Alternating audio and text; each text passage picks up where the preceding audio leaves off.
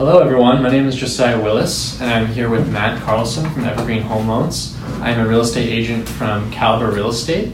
I help people buy and sell homes, but I also do the investing side, which Caliber Real Estate is a little bit different on. I help clients all the way from your average family looking for a home or wanting to sell their home, all the way to investors who are wanting to invest in off-market properties, foreclosures, REOs, short sales. We do it all. And one thing I like to say is not all real estate agents are actually created equal, not from a value standpoint, but just from experience and what they know. And it's the same thing for loan officers as well. And so that's why I'm here today with Matt Carlson from Evergreen Home Loans, who's a loan officer.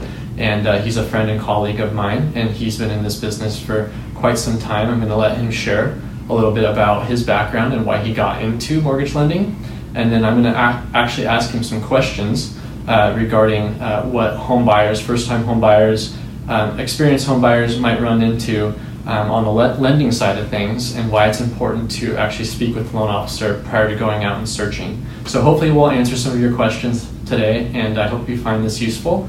It's a pleasure for me to be here with Matt. So without further ado, here's Matt, and I'm going to give him a chance to kind of explain his background. So Matt, why don't you take it away?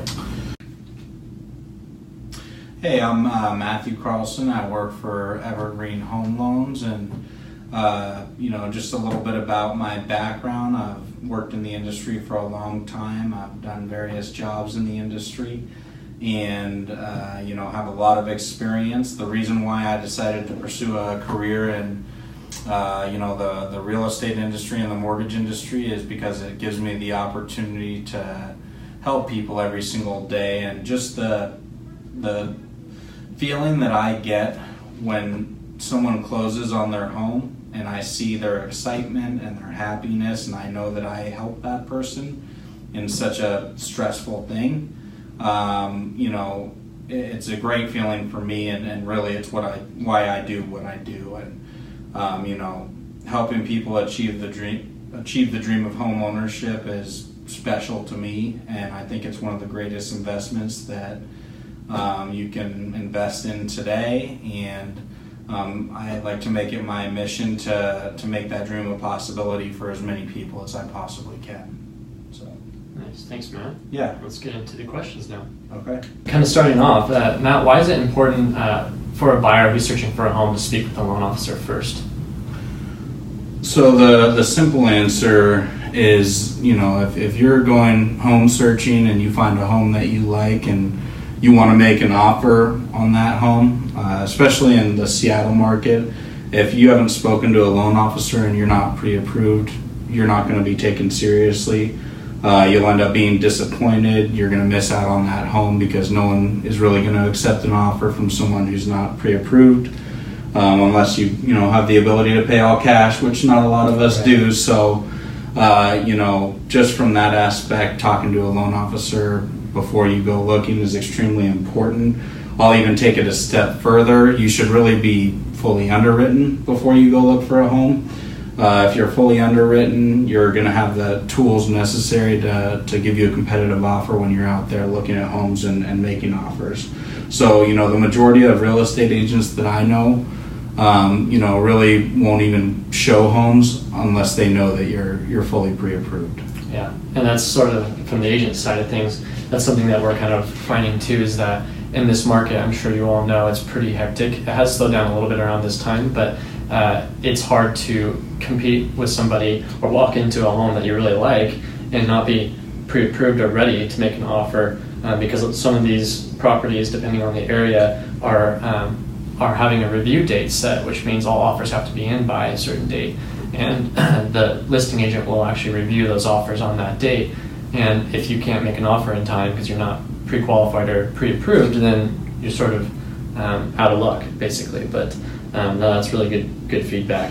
Just to add on to what you're saying right there, I've made calls to listing agents to talk about my client and to talk about Evergreen and myself, and the listing agent says to me, hold on, I got about 17 offers here, so give me a second, it'll take me a little bit to find yours. So, it has cooled off a little bit here, but it's still hot.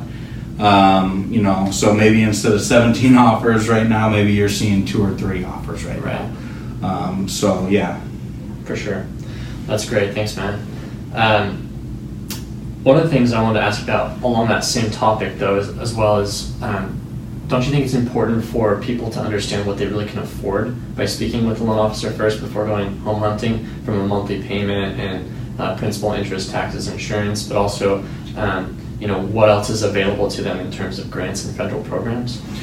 There's no question that you don't want to go looking at houses and thinking about what you want to buy without having an idea of the numbers involved, what your monthly payment's going to look like, what your taxes and insurance costs are going to look like. If you don't have that information, you're probably not a serious home buyer. Who's going to go buy a house without knowing what their payment's going to look like? Of course, that's important to know what you can afford. Just because you can afford something doesn't mean you're necessarily going to spend that much. So it's really about what you're comfortable with as well. And, talking to a loan officer gives you the ability to find different programs and to see what program best fits your specific needs. And a good loan officer is going to show you what those look like and what those specific payments will look like as well. Nice. So kind of getting into that a little further, can you tell us some of the federal or local government incentive programs or help down payment assistance programs that are available to some people that they might not know about? Yeah, so a big one in Washington State here is through the Washington State Housing Finance Commission. They offer down payment assistance second loans. So it is a loan, it's not a grant, it's not free money, but it is a loan at 0% interest. And that loan is not due until 30 years go by, or if you pay off that, or if you refinance or sell your home, that'll be due. What it is 4% of your purchase price. So you can combine that with a number of first loans, and it's just a great resource for anyone that really needs to overcome that down payment hurdle. And that's a big hurdle for a lot of buyers in our market. So there's a new program that we just came out with that's called Chenoa, and we can use it with an FHA first mortgage, and it covers the 3.5% down payment that's associated with the FHA loan. That's another great option. The thing about the mortgage industry is it changes on really a weekly basis. The guidelines change. There's new programs coming out all the time. So, but to answer your question, those are the main two that I know about and originate. Okay. So how do you determine who qualifies for these programs? So we'll look at your whole entire financial picture, but the basic, simple, answer to your question is, do you need it? If you have $100,000 in the bank, you're not going to be a good fit for a down payment assistance loan. These programs are designed to help people who really need to get over that down payment hurdle. Right. And there's a lot of myths out there about just loans in general and down payments in general. A lot of people think that you need at least 10% down or at least 20% down. Right. Well, that's not true. That's simply just a myth, is what it is. And in the mortgage industry, every single transaction is different, and we're going to look at your whole entire financial picture. We're going to look at your credit history. We're going to look at your assets. We're going to look at your income, and we're going to determine what the best fit for you is based off of all those things. I always like to tell my customers the numbers tell the story. So I'll recommend what I think is best for them, but I'll always show them the numbers with every program and educate them as much as I possibly can to help them make the best decision for themselves. Nice. Yeah, and I know one thing that goes along with that as well is actually the National Association of Realtors last year in 2017 stated that around 88% of home buyers or borrowers are actually financing 90% of the home. So it means they're only bringing 10% down to the table. So it's actually not uncommon to be less than 20% down. So don't believe that myth essentially that you have to have 20% down. Yeah, if everyone put 20% down, we wouldn't have mortgage insurance companies who are making tons and tons of money. So you're exactly right. The majority of borrowers do not put 20% down. Right. Okay, great. Moving on. Can Can you discuss the difference between being pre-qualified, pre-approved, and then fully underwritten, and sort of what steps are involved in each one of those three? Absolutely. So being pre-qualified, is basically, let's say you're a borrower, you come to me, you give me information about your income, your assets, and I take your full loan application. I take that information and I run it through an automated underwriting system, and I get an approval. This is really weak. It's a weak stage of pre-approval that we're talking about here. I personally would never issue a pre-approval letter without verifying everything myself on paper, and I feel like any good loan officer would say the same thing. So really, it's the weakest pre-approval you could possibly have, and It's built on trust. The next stage is the same thing that I just described, but I actually see everything on paper. So I see your pay stubs, I see your bank statements, I see your tax returns, I see all the information I need to verify that you're going to be okay and good to go. So I'll verify all that, and I'll run it through the automated underwriting as well. Nice. And really, I'm never going to tell someone that you're good to go. You're completely good to go. Absolutely nothing bad can possibly happen, because things can happen throughout the loan process, and a good loan officer is going to do every single thing that they can to figure out those things and address those things up front.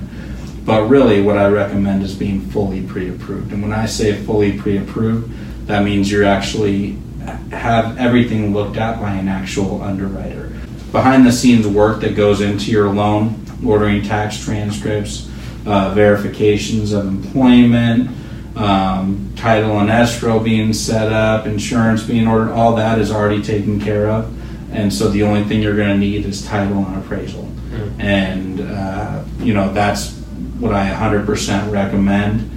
It's going to give you a competitive advantage. Here at Evergreen Home Loans, we offer something called a seller security plus guarantee, which basically we can get to you if you are fully through underwriting and we request it. And what that does is it arms our buyers with a tool that's going to help them win in a competitive offer situation. And it's an addendum that we can actually give to our agents to add to a purchase contract that says that if we don't close on time and as promised, we'll actually pay the seller $2,500. Wow. We'll honor that payment even if it's not our fault why the borrower doesn't end up qualifying. So for example, let's say you came to me for a loan, I got you fully through underwriting and got that security plus guarantee for you, and a week before closing you decide to go out and buy a Ferrari. Don't do that, by the way. Even though I advised you against it, we'll still honor that, and it's just a really strong tool that's going to help you when making an offer in a competitive situation or a competitive environment. Yeah, for sure. I mean, you guys, that's such a huge deal when you're going up against multiple offers.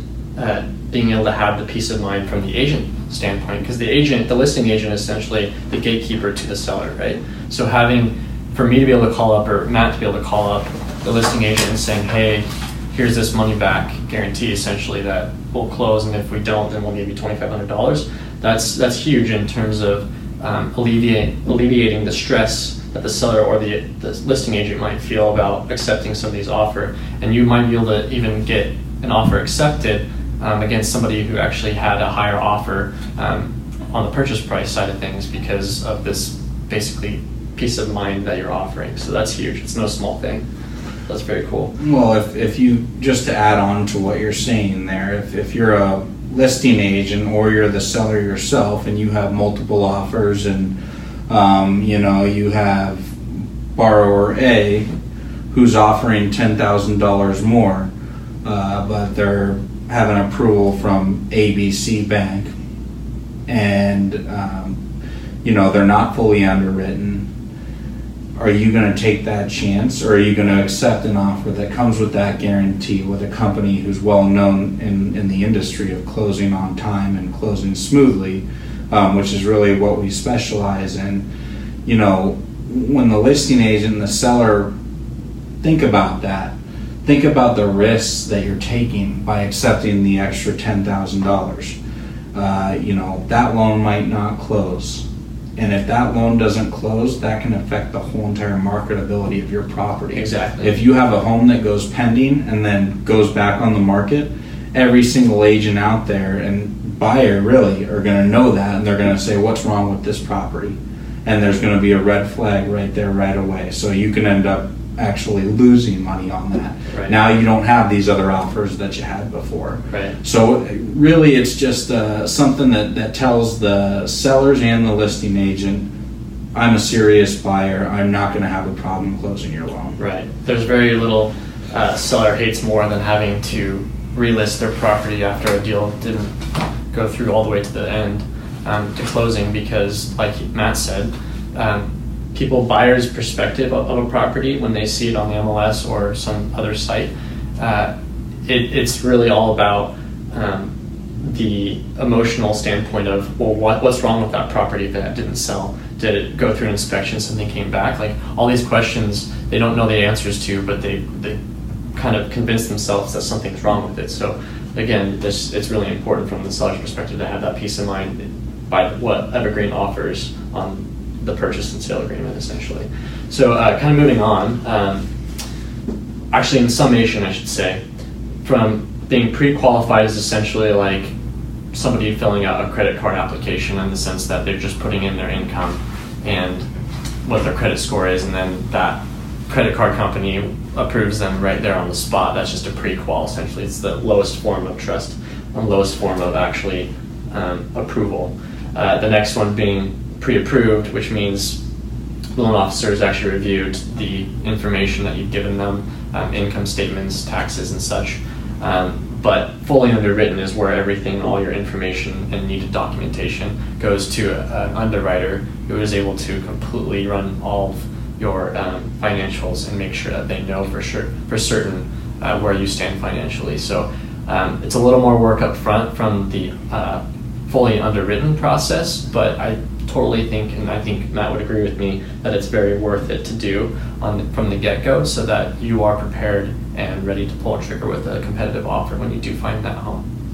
All right, so moving on, can you tell us how a borrower's assets, income, employment, credit factor into the loan approval? Specifically, what kinds of assets, income, employment history, and credit factors apply to the approval process? Absolutely. So when we're looking at your application, we're going to evaluate all those things that you just talked about.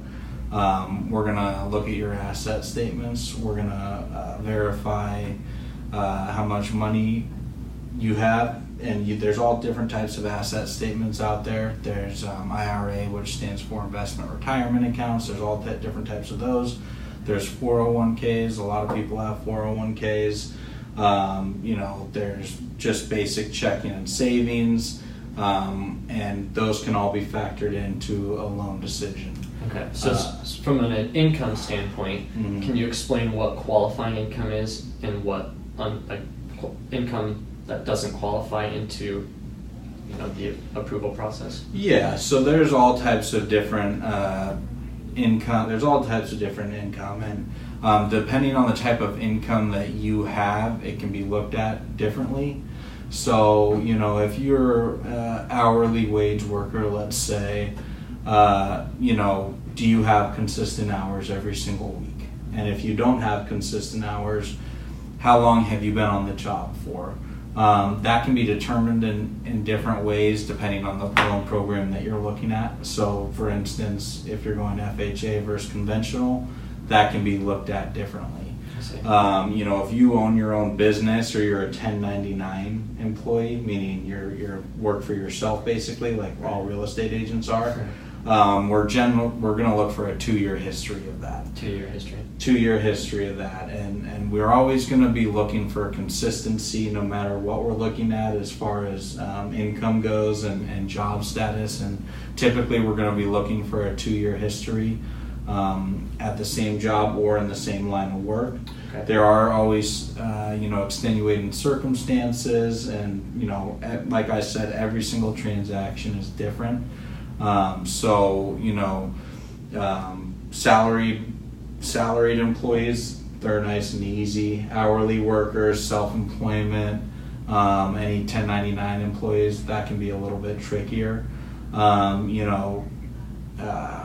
It really just depends on the loan program that you're looking at to determine how we're going to evaluate your income. And there's some other forms of income like alimony, child support, dividends, Social Security, and stuff like that that come into play as well. Right, those can all absolutely be factored in. And as well, rental income, right? Rental income, yes. Okay. And it depends, how long have you had that rental income. It just depends on the specific situation, but we can absolutely use rental income. Okay. Great. So in terms of the assets category, can you explain, and I'll actually read from some of these and see what you say about them, but so savings and checking account can factor in, IRAs, 401ks, other investment accounts, stocks and bonds, about gift funds, like from a family member, can that factor in? Absolutely. So gift funds are absolutely allowed. They do have to be from a family member. Okay. It's not a friend. Simple. Has to be a relative. Has to be a relative. Okay. And they're used all the time. So if you think you're alone by getting a gift, you're not. Gift funds are frequently used and very standard. Okay. And then like the sale of personal property or down payment assistance programs can factor in too. Correct. Sale of real estate. What about collateralized loans? So we're always going to factor, even a 401k loan payment, we're always going to factor that into your debt to income ratio. When you say down payment assistance, we're not going to count that as an asset because that's not an asset. Okay. We're always going to look at, what the underwriter is looking for is, does this person have enough funds to cover what they need to do? Do they have a history of having those funds? Right. That being said, gifts are absolutely allowed. If you sell a car that you own and you can show the documentation for that and you sell that car, that can absolutely be used.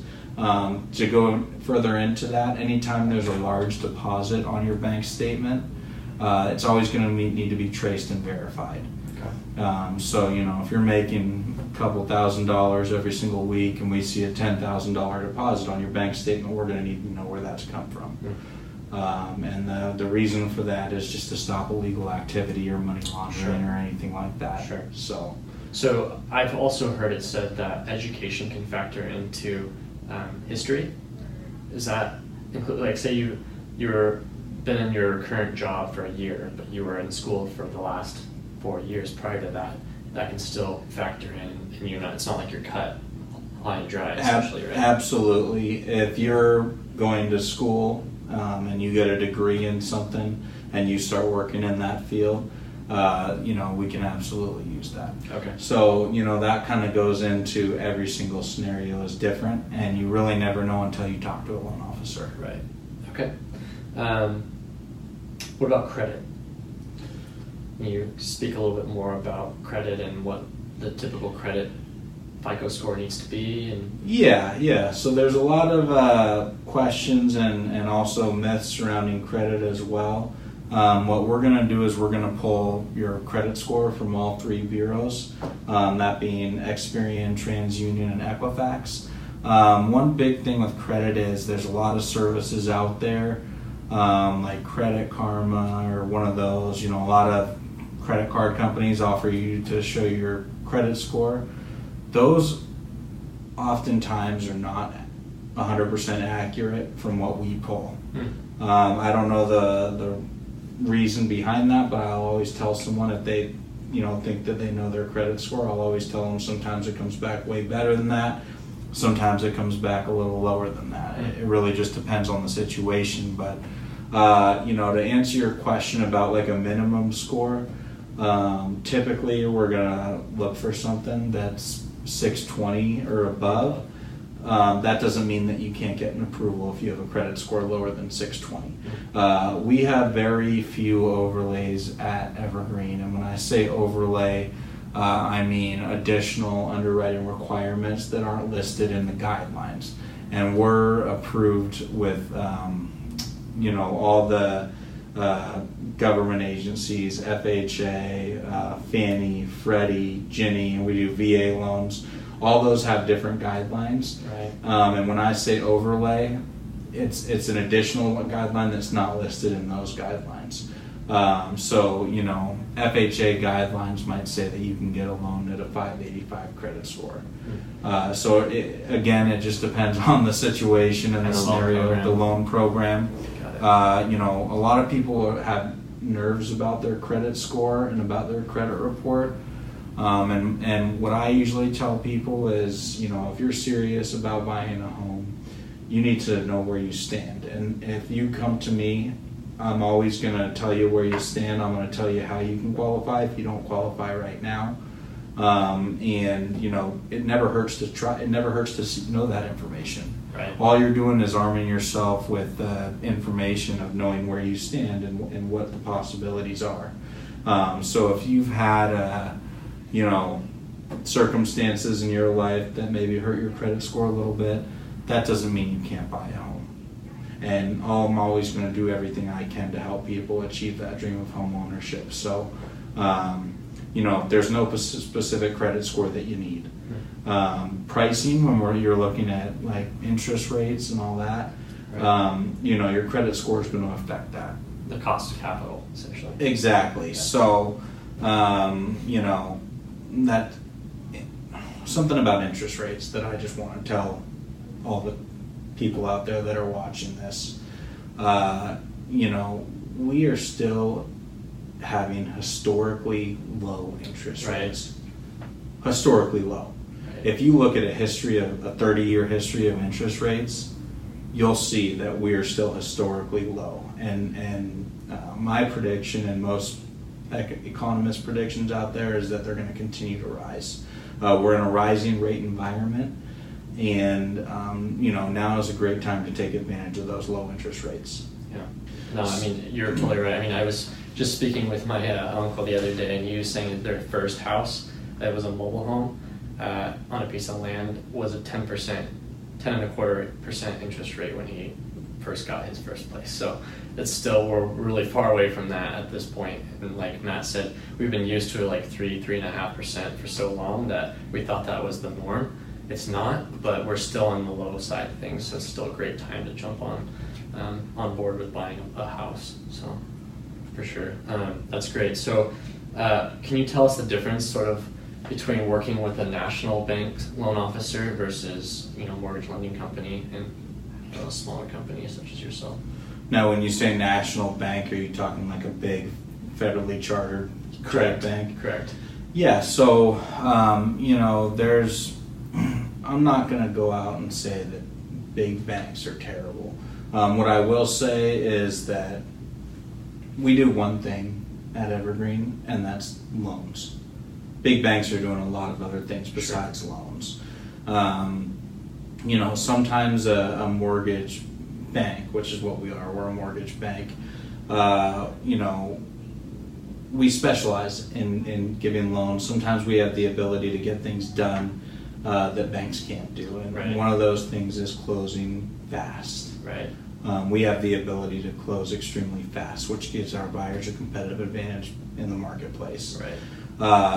We have all local operations. Our company was founded out of West Seattle in 1987, and all our local ops and management are all here in the Seattle area. So that right there just is huge. Right. Because, some big banks, or probably the majority of big banks, you might have an underwriter in Texas and a processor in Michigan and a funder in California. And it's just it can be a little bit tricky, I think, if you're dealing with that. Whereas we have underwriting, processing, funding right here in our branch. Right. And it just gives us the ability to really handle the transaction smoothly and closely, and it gives us the ability to get things done. Right. Oftentimes at bigger banks, it's all about process, right? And it's very hard to move away from that process, whereas mortgage banks, specifically us, have the ability to get things done accordingly to make sure that our customers stay happy and that we can accommodate their needs. Right. So, if we have a closing date of the 15th, and someone has a closing date of the 28th, we're probably going to make sure that we do everything we can. Not probably, we will make sure that we meet that closing date of the 15th. We'll also make sure we meet the closing date of the 28th, but we'll prioritize accordingly. And you don't necessarily get that at big banks all the time. Right. And just as far as in our particular market, as far as reputation goes, I think we've made quite the reputation for ourselves as being a great lender to work with, who closes on time, and I think that there's really something to be said about that. Right. And another thing to kind of summarize what he said was that from a national bank's perspective, there's more red tape in terms of processes that have to be followed, which means you lose in flexibility and you lose from time savings, basically. That, I think Matt and Evergreen Home Loans can be a lot more nimble, but also just the ability to contact your loan officer outside normal business hours, or just have responses when something's going either wrong or when an issue comes up. Having that peace of mind of knowing you can get a hold of somebody is huge. Like, this whole process, there's a lot of steps involved, so it's really important to be able to have that level of service you might not necessarily get from a big bank. So that's awesome. And then sort of another question for you, what are some of the biggest mistakes you've seen borrowers make from your point of view? Some of the biggest mistakes I've seen borrowers make, well, one big one is buying things and financing things before closing. You never want to do that. We're always going to run your credit and do a credit refresh before closing. And sometimes ratios can be tight, so if someone goes out and finances a car or a stereo system or a washer and dryer, even, that can be the difference between your loan being approved and not being approved. So I always tell all my customers to be careful of that. If you're going to do anything, give me a call before you do it and let me know what you're doing. Another thing I see customers doing is making travel plans without letting anyone know about it, which is, can be a hurdle to closing. And when you have a contract and you have a contract date, that's an important thing, and you need to make sure that you're around at closing, or if you are traveling, you need to let your loan officer know about it. Right. Let your escrow agent know about it, so that way they can plan accordingly to get notary or have a plan to make sure that you don't miss that closing date. Right. So that's another big mistake that I see borrowers make. I've never had this happen to one of my customers personally, but sometimes people change jobs. That's going to be a big issue. Yeah. If you change jobs during the closing process, right, that'll be a big issue. Right. So that's another major thing that mistake that borrowers can make. And so whenever I get a file, I'll always send out an email that kind of goes over all that, just to warn my borrowers, don't do that. Right.